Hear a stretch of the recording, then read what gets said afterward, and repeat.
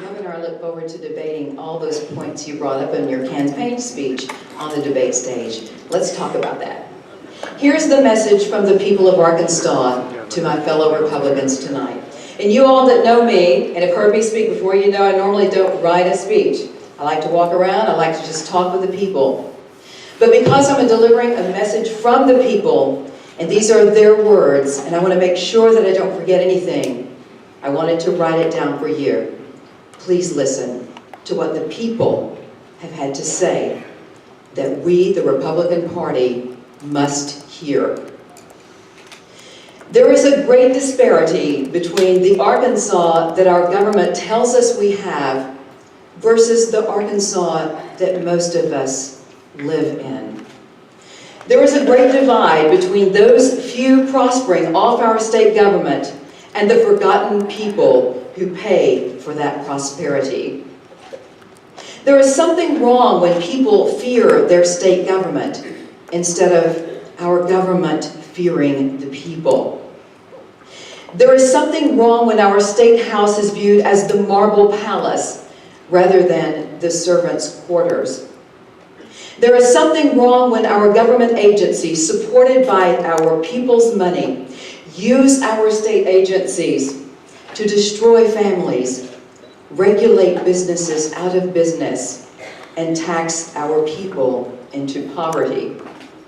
There is something terribly wrong when our politicians use carefully crafted language and creative number games to deceive people about the reality of our state's condition and what our party is really doing while in control of our state government. For example, let's talk about the unemployment rate. We can talk all day about we're responsible for the lowest unemployment numbers in Arkansas history. But the people of Arkansas are much smarter than that. They're not buying it because they know that that unemployment statistic is a reflection on the number of people who are just still out there trying to find a job. The real numbers and the numbers of people who are unemployed in our state are the numbers that we all know. And those are the people who have dropped off the rolls of those seeking employment. They are the people who are no longer trying, who have given up and are now on our welfare rolls. Or underemployment. Let's talk about taxes. Telling people that we've given them a tax cut of historical magnitude, but not telling them that we've raised their taxes in 6 or 7 other areas in order to offset that tax cut is dishonest at best and morally reprehensible at worst.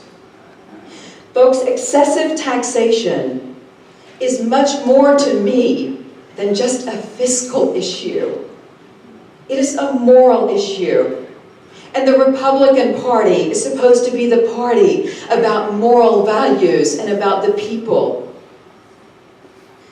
The jobs front. We can talk all day about the thousands of jobs we've created, but the people around our state know the truth. And there have been thousands upon thousands upon thousands of jobs lost. I just returned from Lafayette County, Arkansas, where I was asked to be the keynote speaker at their Chamber of Commerce banquet. I had not been in Lafayette County for a long time, years and years. The last time I was in Lafayette County, unfortunately, I was covering a story for Channel 12 News. I was an anchor and reporter, and the story was about one of our first American soldiers who lost his life in the Iraq War. His family was from there. But what I saw when I rolled into Lafayette County, my campaign team and I said, wait a minute, this is not the right place. We rolled into Louisville, Arkansas, which was once a thriving, prospering city. And instead, I saw boarded up windows in a downtown area. Hardly any businesses left, except a convenience store and a gas station. I saw once beautiful historic homes that were just absolutely breathtaking to see as you rolled into Louisville. Instead, I saw dilapidated housing because the people there no longer had the money to restore them and keep them up. When I got to the banquet hall, it was packed full of people.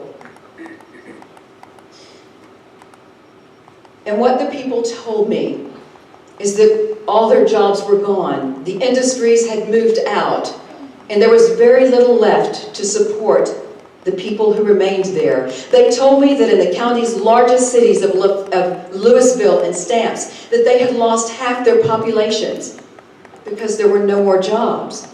And when the jobs go, the people go. You see, folks, we can talk about things all day and about how great we are and what we've accomplished, but the people are suffering in our state, and they know the truth. And we can do better than this. It is time, folks, for our government to work for the people rather than against them. It is time for our government to be servants of the people rather than tyrants over the people. I am standing here tonight before you because our current state government taxes too much and spends too much, and the people of our state can no longer afford to feed that beast. We are among the most poor people in America, and yet our people are also among the most heavily taxed.